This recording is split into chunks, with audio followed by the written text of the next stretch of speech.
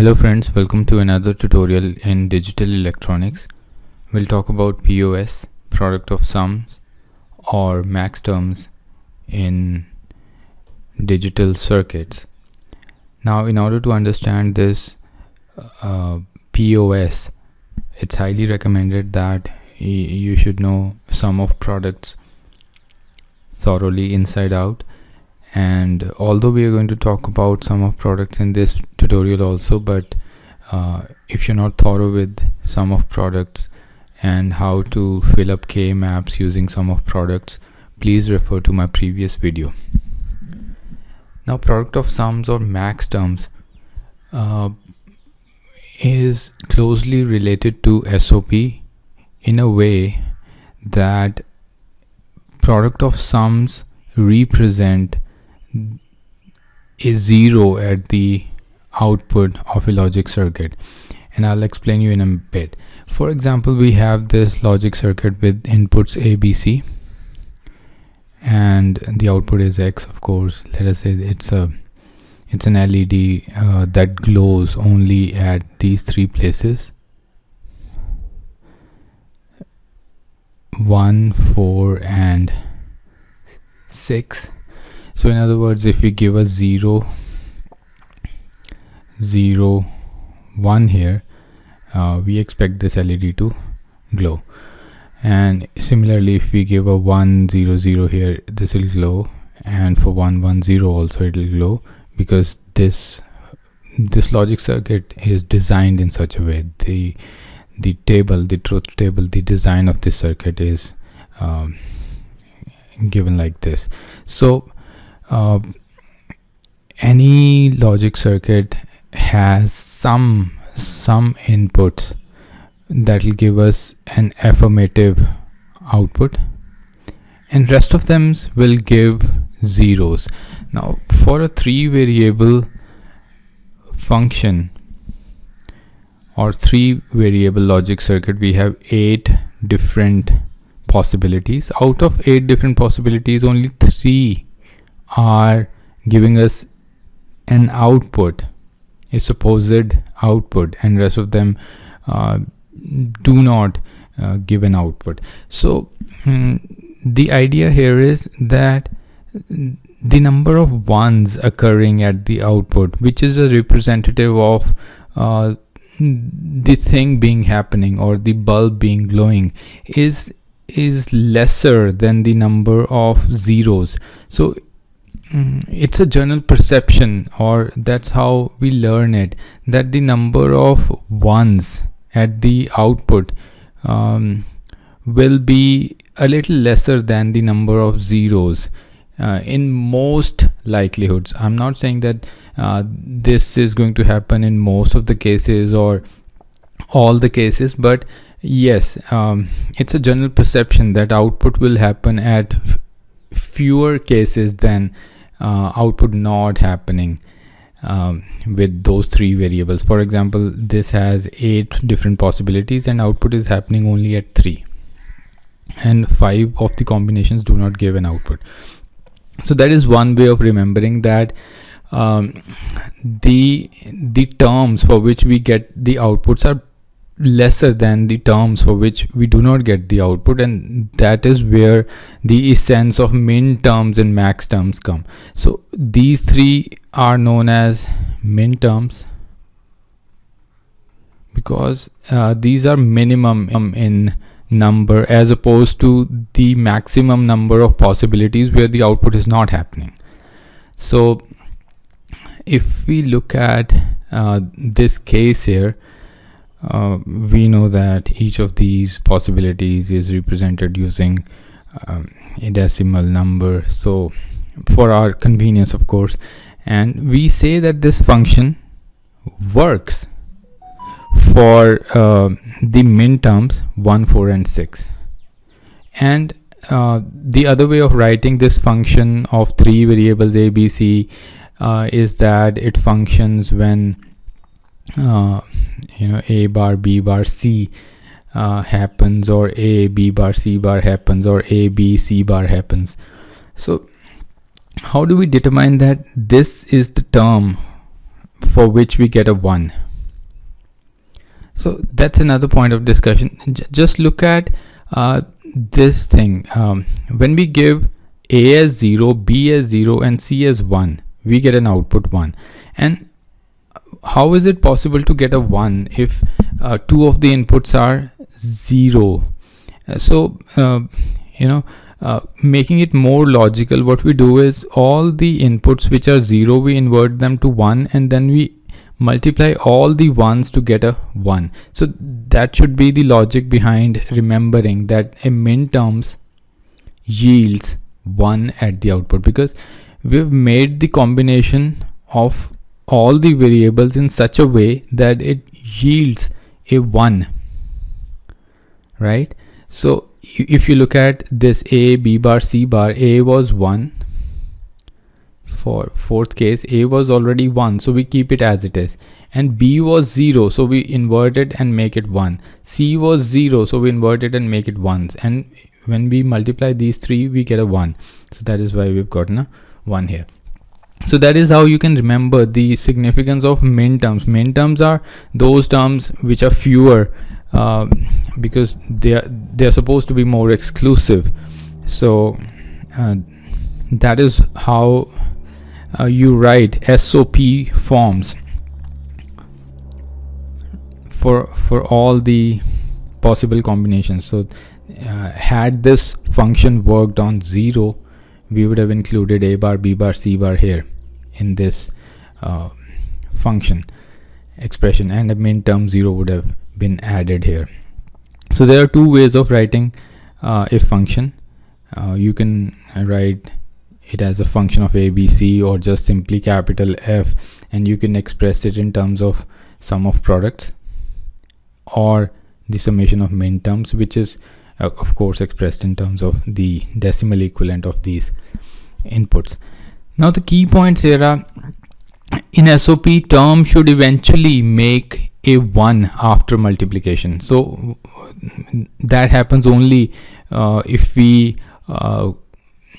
put the variables with zeros with a bar and ones without a bar. So if you check any of these terms, for example, the min term 5 is A, and whatever was 0 is put with a bar so that it becomes a 1, and C was 1, so 1 into 1 into 1 gives me a 1.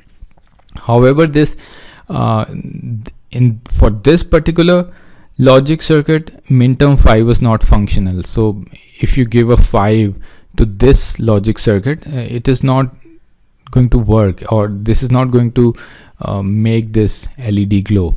So that is why 5 is not included here. So that is why the min term of 5 is not included here. But you should be aware of all the min terms that can be generated out of a 3 variable logic circuit. And on the other hand, the concept of product of sum is exactly the opposite. So this is a representative of those terms for which we get an output 0. So this is super important point. The term should eventually make a 0 after addition. So what we do is we put an plus sign here, and we need to make these terms in such a way that they should give us a 0 after addition, because the max terms or the product of sum expression is one such expression that should yield us 0. So this is exactly opposite of SOP. SOP are min terms for which we get an output 1, and POS or max terms are those terms for which we get an output 0. And how do we get an output 0? For example, if we take up this combination of A, B, C being 0, 0, 0. So what we do is we write all the variables with the value 0 as it is. So zeros without bar and ones with bar. So this is 0 here, and this is B is 0 here, this is 0, and if we add all the zeros we get a 0.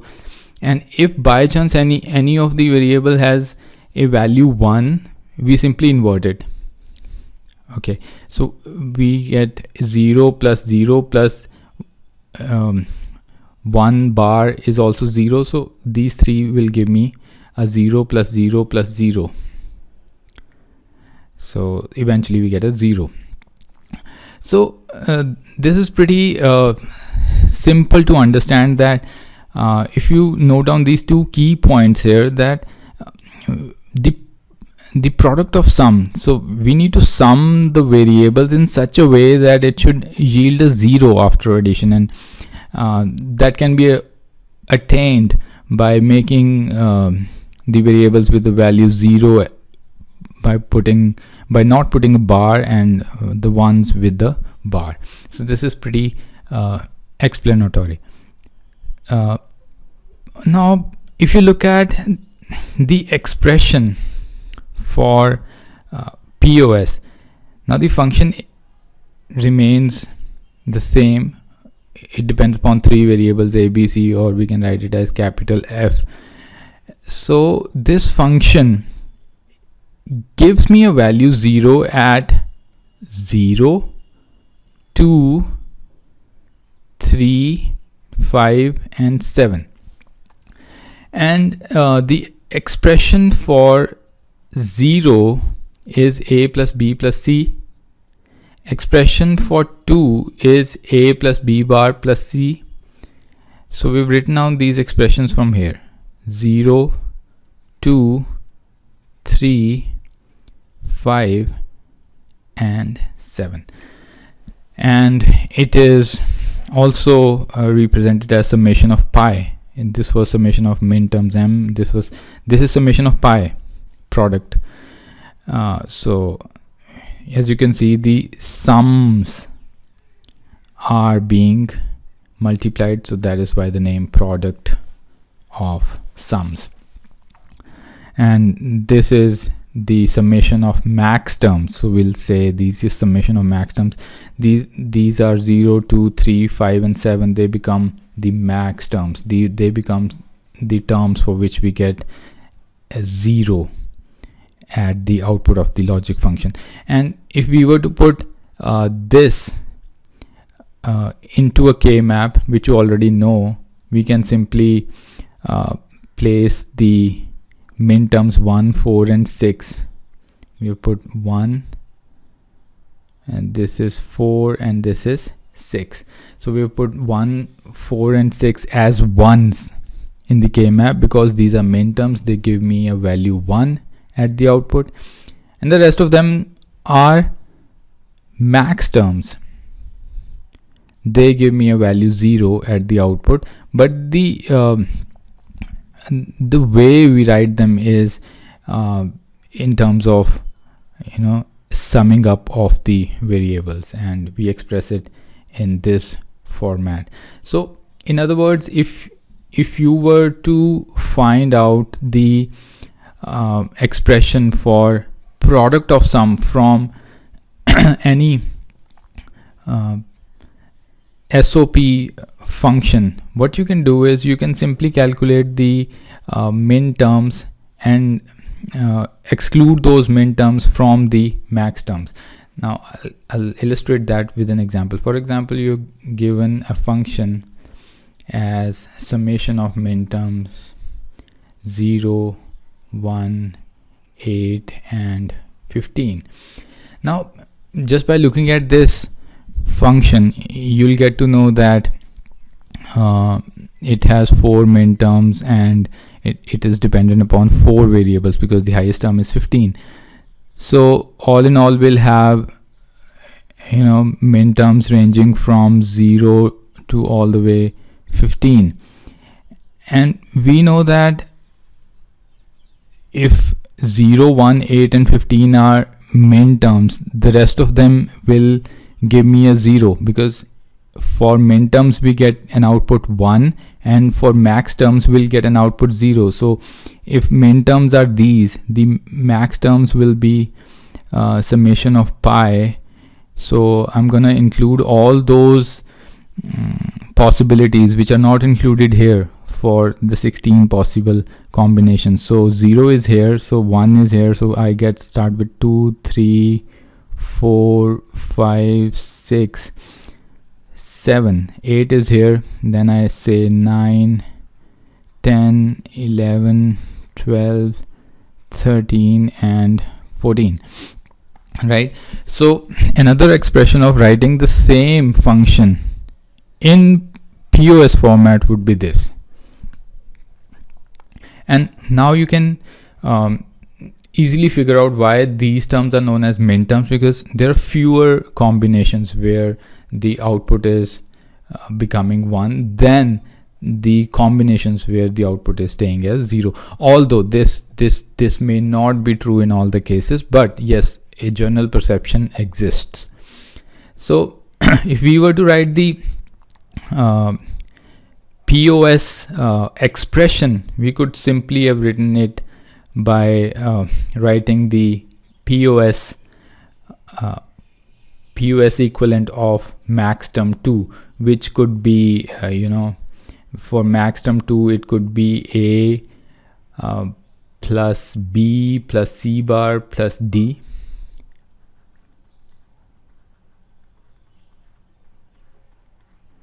Right, so because this is 0, this is 0, this was 1, so we convert it into 0 again, this is 0, so all these zeros will give me a 0. Otherwise 2 happens at 0 0 1 0, so you could write down the product of sums by writing the max term expression for all these max terms, and that will be pretty easy. And yes, the same rule applies for the minimization of the expression of POS. So if you can see that this POS expression has 1 2 3 4 5 6 7 8 9 10 12 terms, and this would be pretty lengthy to write down these 12 terms as a product of sums. So you'll have a huge expression, and you could simplify that by putting these max terms in a K-map and then pairing zeros.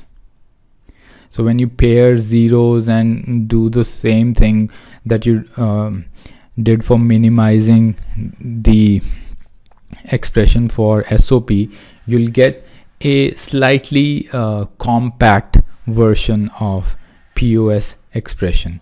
So that is how the POS or the max terms are related to SOP. You need to remember these two key points, and the rationale behind is also pretty simple. So I hope this tutorial was of help. If you liked the video, give it a thumbs up and consider subscribing to the channel. I'll come up with more videos of the same kind with more numerical problems in the coming videos. Till then, take care and have a great day ahead. Bye.